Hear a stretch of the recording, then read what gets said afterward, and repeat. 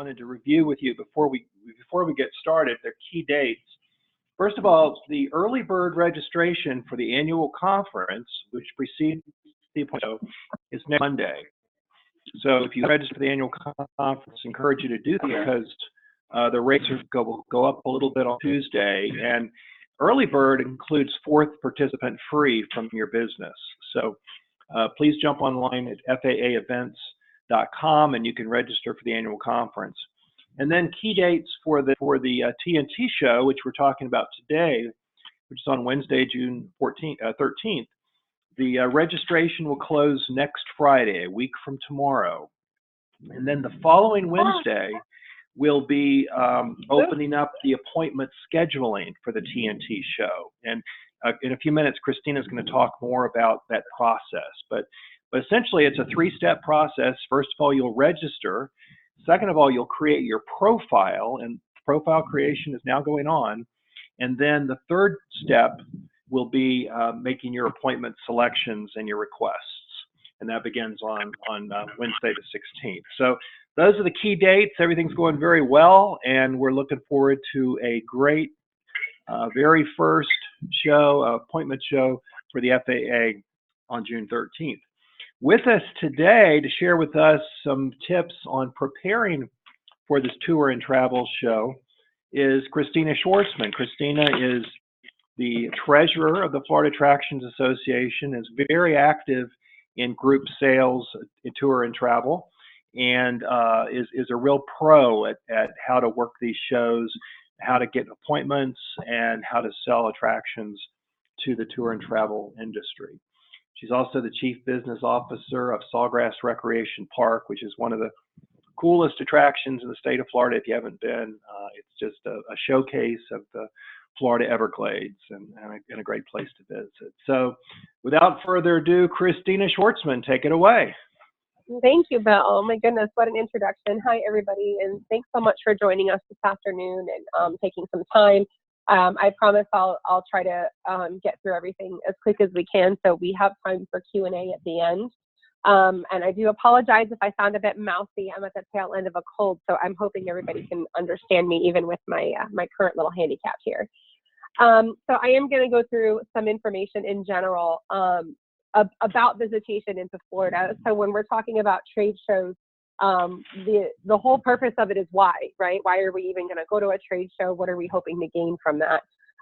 You know, there's lots of different kinds of visitors into all of our attractions. We obviously have locals, we have domestic visitation, international visitation.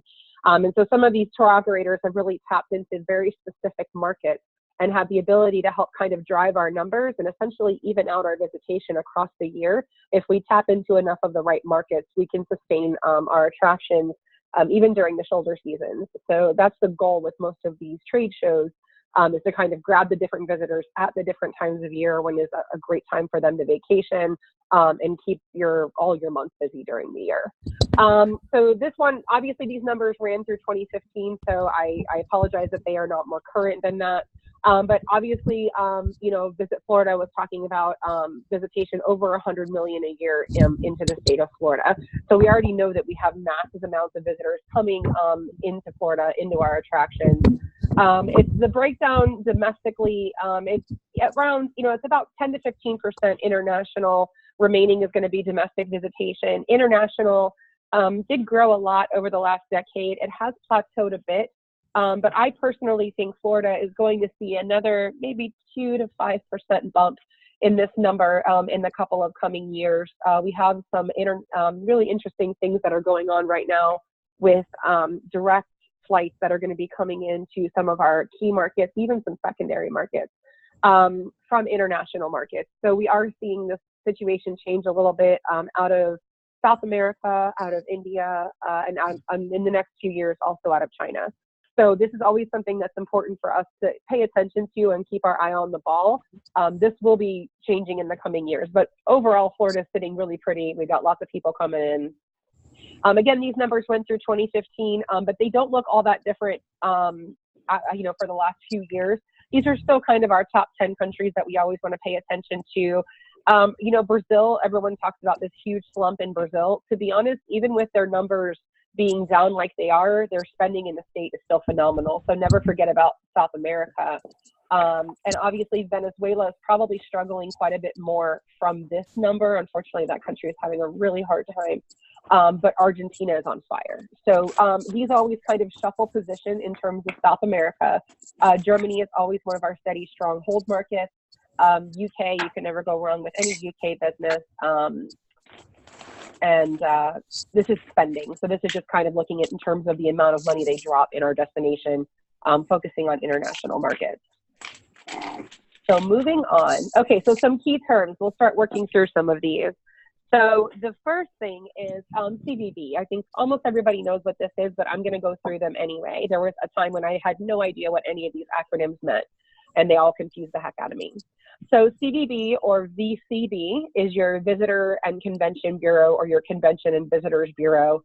These are people that are either designated within a city, county, or a region of the state that it's their sole responsibility to market that sub-destination of Florida to the world, to other areas of Florida, to the whole U.S. and internationally.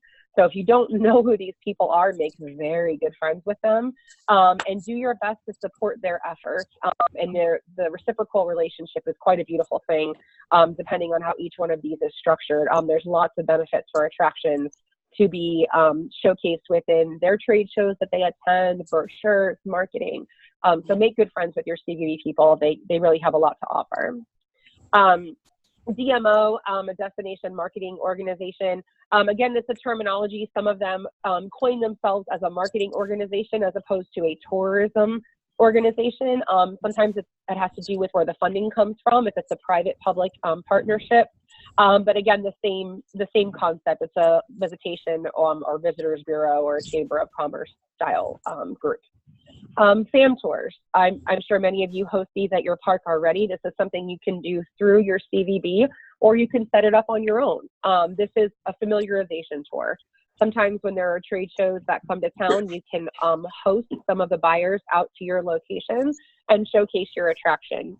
So for example, if let's say if La Cita, which it is this year, if La Cita, a trade show is coming to my area, I think it's in October. It's going to be hosted in Fort Lauderdale. I will reach out to the conference and offer to go ahead and complimentary host many of their buyers to my attraction so that while they're in the area and they're visiting, they can see everything my park has to offer. I can go to meetings all day, but nothing is the same as welcoming them through my gates and really showing them what I have to offer. So this is something where it's a bit of a cost to the attraction. I've heard of some companies charging a CVB to do this and some not, but this is something in general that is good for us to know about. And always reach out and see every opportunity you can to do these. They always come back and pay in spades.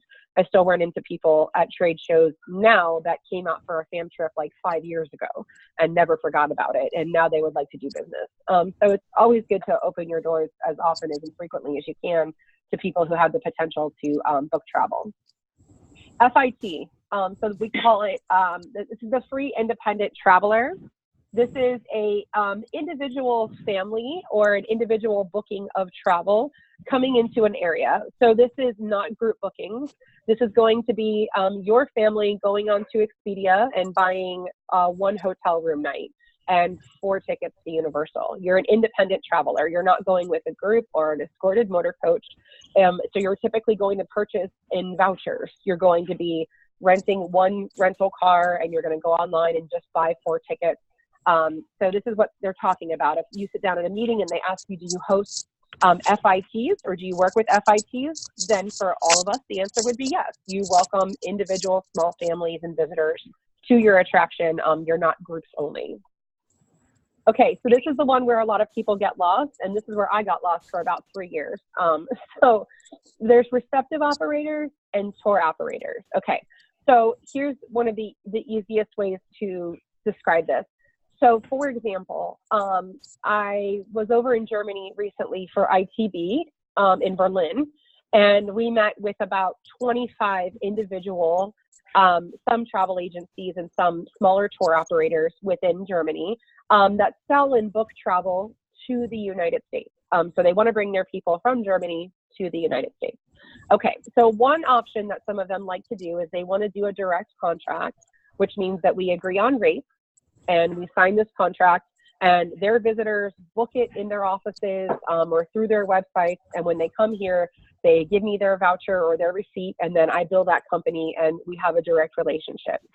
That's one way. And I do work that way with some of the companies overseas.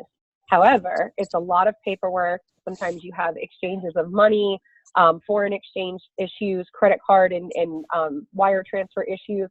It can be quite tedious to contract directly with international tour operators. So what ended up happening is people developed a receptive operator business. So they know a lot about the German market. They know about German tour operators and travel agencies.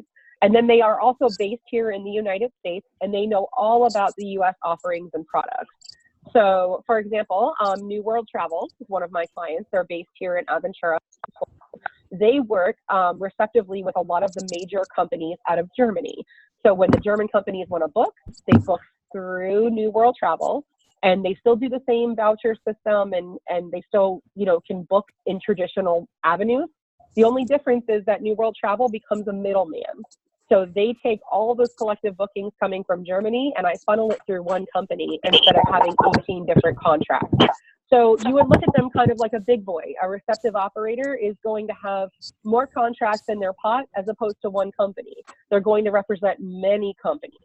So that it's always a good idea, if you're going to kind of tier your pricing, is to pay attention and always try to offer an additional percentage to somebody who considers themselves a wholesaler or a receptive operator, because they have the potential to get your product in front of many more companies at one time, as opposed to a tour operator. So I'm hoping that that analogy kind of helps a little bit. So they do the same thing coming up from South America. So South America, you don't want to contract with 1,800 companies down there. So there are several that are based here in Florida and around the United States that will funnel that business. And then that way payment is very clean and straightforward. It's US company, it's US company. So that's always something to get a better handle on when you're researching for these appointments, is to find out exactly what style of company they are and how they're structured. So a tour operator is, many of you are already probably work with a motor coach, an individual motor coach company that brings you seniors. Is sometimes they operate a cruise or something like that, or they offer accommodations. So a tour operator can do escorted tours around the state. They are physically going to offer an activity or a route or a product or a package, including your attraction. And that would be a single individual contract with that company. Vouchers, we always talk about vouchers. You'll hear Nick and I talk about these a lot. Vouchers are essentially an e-ticket. It's a way that a customer can know that they've purchased this product through somebody else's website, through their travel agency, through their company, and they are going to redeem it at your location, and then payment will be exchanged or handled in the backside. Okay, so when somebody presents a voucher to me, let's say I work with Trusted Tours out of St. Augustine. So they call into Trusted Tours. They've decided that they want to buy airboat tickets. They'll sell them 4 tickets, and I will get an email into my catch-all email that tells me 4 tickets have been sold through Trusted Tours. I'll have the customer's name, their phone number, and then if I require it, the date that they're going to be visiting and the time if I need all that information. And then it kind of logs into my system. So now I have a copy of this, and I know this customer is coming to me. When the customer finally visits, they're going to present this voucher to my front desk. My staff takes it, my staff accepts it, you know, gets them signed up for the airboat ride. And then on the back end, I have my client service manager who will send an invoice to the company and request that money be paid to us. That process of the payment can be done a million ways. But when you hear Nick and I discussing vouchers, this is what we're talking about. It's an e-ticket. It's a physical little email that they get, and it's a paper copy of something. We don't require it to be printed, but you can. And so when you meet with these companies, they may ask you, are you comfortable using vouchers? They want to know, are you okay if I send you an email and I'll pay you at a later time for somebody to come and visit you? So if you need more examples of this, please follow up with me and Nick. We can show you copies of vouchers that we have with companies already, and we can walk you through the process of the information that they'll need to make sure they're comprehensive and very detailed, so that way there's no lack of service on behalf of the customer and not a lot of open-ended questions. So that's what we mean with vouchers. And if they ask you if you want to do vouchers at the trade show, that's what they're looking for. They want to know if you're comfortable accepting a paper form of payment as opposed to a customer paying you directly. Wholesalers, an easy example of this is it's called TripAdvisor Experiences as of last week, but one of the biggest ones in the US is Viator. Viator is an online ticketing company, but the only difference is instead of being a direct to consumer, so the way that they define these companies is there's B2C and there's B2B. So B2C, for example, would be like Expedia. Well, up until recently. But anyway, so B2C is the business directly to the consumer. You log on as a customer right to their website and you buy whatever activity or product you are interested in, and then you get your receipt. B2B is with Viator, for example. Let's say Viator has a relationship with American Airlines. Everybody who buys a ticket for a flight on American Airlines into Cleveland is going to see these add-ons for activities and these suggested things to do in the city to buy tickets to go experience them. That's not actually American Airlines who's offering it. It's a third party, and it's a white label ticketing sale. And so every time they buy those tickets, it's actually happening through Viator. So Viator has contracts with over 20,000 companies. So that's why they're considering themselves a wholesaler, meaning that they work with a lot of companies. And if you offer them the right margins, they will put you in front of all of those companies 24 hours a day selling, and all of the vouchers and all of the redemptions only come through one company. So paperwork wise, it makes your life a little bit easier to work with many companies only under one label. The only difference is they do ask for a slightly larger percentage. So maybe if I'm working with a direct company that only is the company to the consumer, they would like maybe 20%. So they have room to mark it up a little bit and take a commission off each ticket. These types of companies are going to certainly want to look to see numbers closer to 30%, so that they mark it up, then they put it out in front of that American Airlines customer. It's at a slight discount. The customer is happy because they get a slight discount. American Airlines is going to get a cut, and then Viator gets a cut at the end, and then you get the rest. So because it has to go through one extra channel and one extra avenue, they tend to look for a little more on the net rate, so that there's a little more wiggle room there for everybody to make money along the way. The benefit to you by offering that extra wiggle room is volume. Those companies will tend to sell significantly more than some of the other contracts where it's one-to-one. So this is what we were just talking about. Tour operators tend to pull together the packages, and they will work directly with the attractions, the hotels. They'll arrange flight and transfers. They also work with travel agents. Travel agents are direct to the final end consumer. And tour operators also work with online travel agencies and websites to sell their packages and their activities. So think of like a Thomas Cook. Thomas Cook will have your 14-day around Florida trip all planned out with your flight to get to Orlando and your hotel stays and your tickets to the theme parks. And they will sell that out direct to the traveler through another company. So that's another good way of thinking about it. And so this is, for example, this is somebody who would be like a wholesaler. So they would have the opportunity to work with other businesses, and they would offer this massive collection of products that they have at a slight discount to other businesses. They would also sell it at a direct-to-consumer website. They would have it on a mobile center. Sometimes they have physical call centers that they work with. And then sometimes they have affiliates, which means that I own Chrissy's travel agency. I pay them 10% of every booking for me to have access to their collection of products that they sell online. And they will have white label affiliate opportunities as well for travel agencies. So these guys tend to be the big boys. So on this one, I'll leave the screen up for a second before I do some more clicking around. This is Nick's email in my email. We are always available 24 hours a day, 7 days a week. And we're happy to help you guys. Both of us work weekends, so don't be afraid about emailing us on a Saturday or a Sunday. And this, well, that shouldn't say iFly. I'm terribly sorry. That should say double T. I'll go back to that in a minute. So this is the email, if you're already signed up for the TnT show, that you would have received from Bill just yesterday. So Bill is the one who sends out the emails. So Bill will send out the emails to you. And then And so if you click on that, this is the survey that you guys are going to fill out to build your profile for our upcoming TnT show. This is super simple. I do these all the time, and this one was really straightforward, only a few clicks of a button. I think it took me about 3 minutes. So as you fill in each section, just make sure you push enter to lock it in. So you're going to need your company name, a company description. Here, you're going to want to make sure that you highlight the ways that your company is good to work with different types of businesses. So for example, if you have ample bus parking, if you have catering opportunities, if you have lots of educational shows at your property. So we're bringing in all different kinds of buyers to this show. So you're going to have people from the student market, possibly from the senior market, people who are working on those daily local travelers, getting them into your door, those last minute purchases. So just make sure in this description, you're very clear and straightforward about your company offerings, and you take a minute to highlight what makes you very receptive to different types of business into your attraction. This is just your AGI, the number of years you've been in business.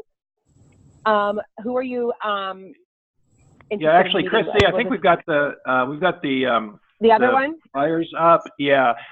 Daniel, do you have the seller survey ready to roll? If we can switch over, I think Daniel may have the Sorry, sellers. this is the buyer profile.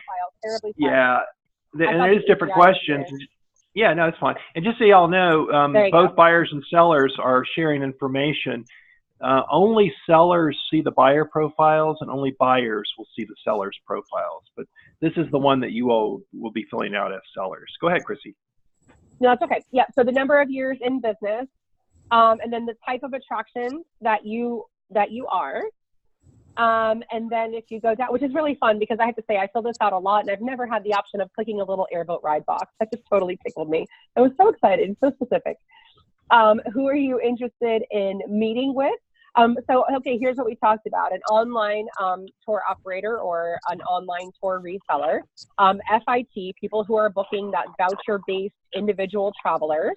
Receptive operators, again, those wholesale companies that bring in a bunch of operators from other areas or other countries.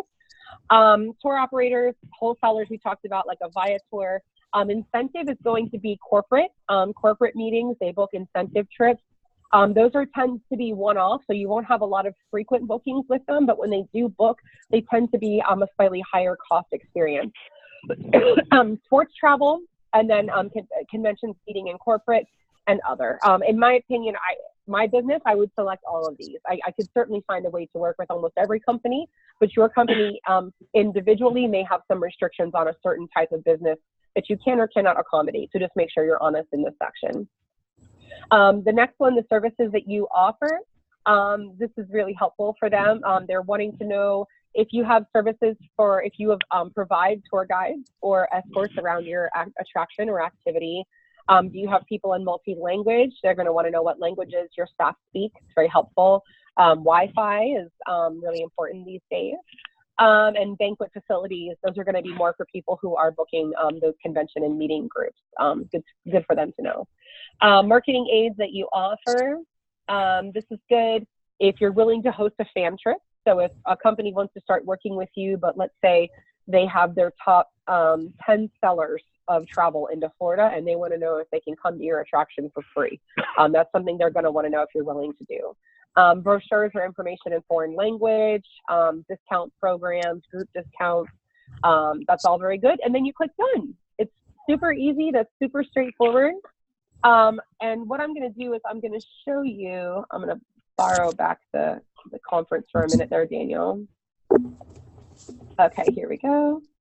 Okay, very good. I'm going to show you. So this is not the back end to our conference. However, this program is the platform that we're going to be utilizing for our trade show. It was also used for Connect. That was earlier this year. So it's going to look something very similar to this. So you're going to have your profile, your information is going to be over here in the bottom left. And then as we add different buyers, you're going to be able to learn more about them. So here, for example, this person, BWI Travel, where you can click View Profile right here. And then over here is going to be their description of what they offer. So you're going to get to read through and find out how old is the company, what kind of platform are they working with, what business are they looking to purchase, how many years they've been booking business into the US. All the questions that we asked them on that other slide, you're going to be able to see the answers to them here, which will help you prepare for your meeting. So you can click view profile, and then if you decide that's somebody that you would like to meet with and it's a good fit, you're going to click request. So here, this person I already requested, so I can push cancel. But you'll push the request button, and then you'll be able to see your request. And there should be a high, medium, and low preference. So for example, I can select here a high, medium, or low. So if it's somebody I really want to meet with, you can rank it a high. If I only want to meet with them if I have an open time, you can rank it a low. And if you're not sure, leave it in the middle, leave it at medium, that's fine. Then you'll be able to click over and view the total number of requests that you've made. So you'll be able to see which companies you requested. And then you can make sure that all your requests are submitted on time for the trade show. And then you can prepare. So in order to prepare for a meeting, for example, with my good friend Reg, I would go to his website. I would go right here, it's included right here. I would go to the website and click around and see if I'm a traveler visiting his website, what does this look like? Is it packages that I can book directly? Do they already have a package to Naples? Do they already offer a boat ride activity? So this is how I would dig in and do some of my research. And I believe Nick and I are going to be covering more of that in the next webinar, is the more specifics of what to get out of this and how to be fully prepared for the trade show coming up. But please make sure you submit everything for your profiles if you're already registered by the 11th. When this kicks off for appointment requests on the 16th, we want to make sure that everybody's profiles are included. And then we will randomly do updates to the system and pull up the new information that comes online after that. So that's what I have for you guys today. Please feel free to ask questions. I've got time for Q&A. We did very well on time today. So what have you guys got for me? Any questions? Just identify yourself and go ahead and fire away.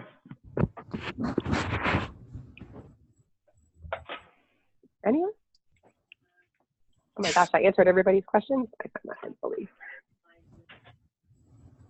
Hey, it's Lori. Can you hear me? A little bit. Okay, go ahead. Yes. Hey, it's Lori from Rapids. Hey, Lori. How long... Hi. Hi. When you start working with a tour operator, generally, how long may it take until you start seeing business coming into your attraction? Ooh, that's a really good question. Okay, so the best way to answer this is it depends on the types of companies. So what I will say is very rarely I'll be lucky where I'll meet a company and within 6 to 8 months they're actually bringing groups in my door. Typically what happens with tour operators is that they have to build a route or build a region, or they have to build a brochure. So these things are done about 12 to 24 months in advance. So what they'll tell us is, okay, well, I'm not offering South Florida options yet. However, for 2019, I'm going to have 4 routes that are going to be in and around the South Florida region. So I need your rates and your details and your information because my brochure goes to print in October. So they will give you a timeline of realistically when those things are going to happen. So when you meet with somebody, that's a fantastic question. You can ask them, are you already selling products to my region? Now, of course, with your research, you should hopefully already know that, but you can find out, okay, so you're already sending people to St. Augustine. How many times a year do you send them? If you already have tour routes, am I able to be added onto it, or do I have to wait another year until I can be one of your activities that you offer? Now, with online companies and online travel agencies, this is kind of a broad spectrum. So I've met companies that I've literally met at a trade show, had all my information in their hands a few weeks later, had my profile ready for me to look over on their website, and was booking and selling tickets within 6 months. It's not typical, but I've had it happen as quickly as that. Other companies, I've met with them every trade show for the last 7 years, and they're still working on it. So they're still like adapting to the technology. They're still trying really hard to catch up and get the new stuff uploaded onto their platform. and they just drag their feet. I'm not quite sure why some companies work that way, but to be honest, it's going to be a big spectrum. And so that's a very fair question to ask somebody when you meet them is, hey, I'm excited. I'm really ready to work with you guys. So let me know if I get my pictures in your hands and all the descriptions of our activities and our offerings at our attraction, how soon can I look forward to us actually working together? How long will this take with your office? And it's fair and it's not rude. A lot of them will be super honest with you and they'll tell you, oh, we're going through a merger, and at the end of summer is when all the new products come online, or actually we're ready right away. That's why we wanted to meet with you. We have a group that's going to be coming in July and they're coming to your area and I need an activity for them to do. So luckily, a lot of our companies that we're trying to bring in are slightly smaller tour operators. And why that's good is that they're quick on the catch up. So they will have a request today and they'll be bringing somebody next week. They don't need these they're not like a large, slow moving ship. They're faster. So they'll get a request from a student group now that they're willing to take next month. They don't need like a 9-month lead window. So some of these companies are owned by the person you're going to be meeting with. They don't have this staff of 9,500 people, and so they're fast, they're quick. They'll take your information, and the next phone call they get to your area, they're going to throw you in the pitch. And so it could result in very quick business. So I apologize if it's not a more specific answer, but the honesty of it is that every company functions quite differently, and some are very large and they're really great at what they do. Some are large and they are terrible at what they do, and vice versa. So I hope that does help a little bit, but that's definitely a great question to ask, because you don't want to be expecting that business within 3 months and the reality is more like 12 months. I will say that trade shows, the return takes time. So it is something where you tend to need to invest in it. So for example, if we can get similar buyers into this show within the next 2 to 3 years, probably by the third year, you'll already be working with half of them. It just takes time. It takes time for them to get to know you, be comfortable with you and your product, and to see your face around the industry. And sometimes they need a recommendation from another person that you do business with, or that knows you professionally, to want to make that step. But yeah, it's great. It's a good first beginning. You've got to get started somewhere, and sometimes it takes a lot of time, and sometimes it's overnight. So that's my best answer. I know it's not a very good one. Sorry. No, thank you. Thank you. Anyone else have any other questions? Anyone else? No? My people? No questions? Okay. All right, no problem. Well, everybody has my email address. Please feel free, if you have a question you want to ask me directly and possibly not on the phone, reach out. I'm always available. We're so excited. We have lots of attractions already signed up to participate on this. And Nick and I are working around the clock to get you guys some awesome sauce buyers to come in and, really buy some great stuff from your attractions. So in the meantime, reach out if you need anything. We're looking forward to our next webinar. It's going to be super specific about how to research these companies, how to conduct the meetings themselves, and to make sure all your materials are ready to go. So we look forward to talking to everybody on May 17th. Don't forget to register. And that's it. That's all I've got. Bill, how about you? Chrissy, we thank you very much. That's amazing information, and you and Nick have done a great job getting our members prepared for our inaugural tour and travel appointment show. If you all have any technical questions about the registration process, let us help you out, the FAA staff. And if you have any questions about the process of preparing for and selling to the tour and travel folks, feel free to reach out to Nick or Christy. And if you need their contact information, just let us know in Tallahassee, and we can get that for you. So with that, I want to thank you all again for joining us for this third in our webinar series, and hope you'll participate in our final webinar series, our webinar in this series on May 14th. Everyone have a great afternoon. Thank you. Thanks, everybody. Thank you.